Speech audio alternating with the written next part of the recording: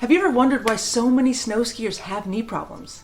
It's not your imagination. It's literally proven that knees are the #1 most frequently injured body part, and arthritis is very common. In this training, you'll learn 5 reasons why snow skiers have knee problems. Actually, you'll learn 5 common mistakes that contribute to their knee pain and injuries. And the best part about this is that these 5 things are actually things that you can do something about, so you don't have to be someone who gives up sliding on snow because of knee pain. And you can carve your way through life, soaking up as much snow time as possible and exploring new terrain as your heart desires. Hi, I'm Dr. Leslie DeRozier, Doctor of Physical Therapy and creator of ACL Strong.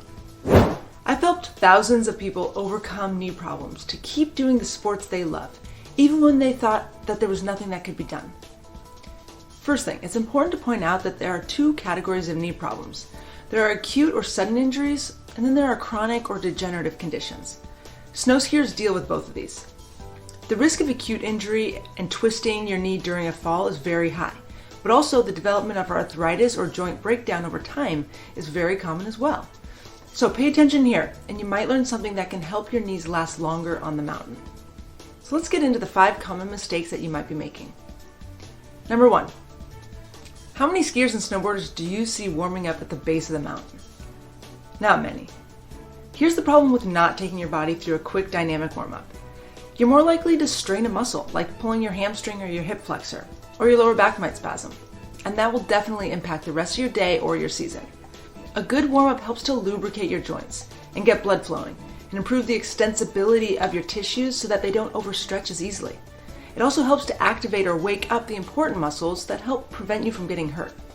So take at least 10 minutes to warm up your body and get ready for the session on the snow. You just might save yourself from tweaking your knee or your back, and you'll perform better. Number 2, some of us like to totally geek out on alignment and body mechanics, and I'll do that with you all day long, but it's not everyone's cup of tea. So even if physics isn't your thing, it's important to know about danger zones. If you don't know where the dangerous high-risk positions are for your knee or the rest of your body, then you may not recognize when you're getting close to trouble, and you may not be able to get back to a safe position before it's too late. Some of the classic skiing injuries that result from a sudden force paired with poor alignment are MCL and ACL injuries, both of which are very common for skiers. So start by educating yourself about what good, safe alignment looks like through the legs and what poor alignment or a vulnerable position looks like. And then train your body to stay in that safe place and get out of the dangerous positions quickly. Number 3, have you ever heard the term quad dominant? This is the term that we use to describe someone who has very strong quadriceps muscles, which is on the front of the thighs. There's always so much emphasis on strengthening the quads, like that's the only important muscle group to being a strong snow skier. These folks who are quad dominant tend to rely heavily on this muscle group and are often overcompensating or overpowering the muscles on the backside, like the gluteals or the hamstrings, even the core. The problem with this imbalance is that it can lead to sudden injuries like torn ACLs or chronic injuries like dull hip and back pain. So make sure you address your muscle imbalance preventatively. Number 4, have you ever noticed yourself getting stiffer as you get older? It's not the case for everyone, but people generally don't spend enough time stretching.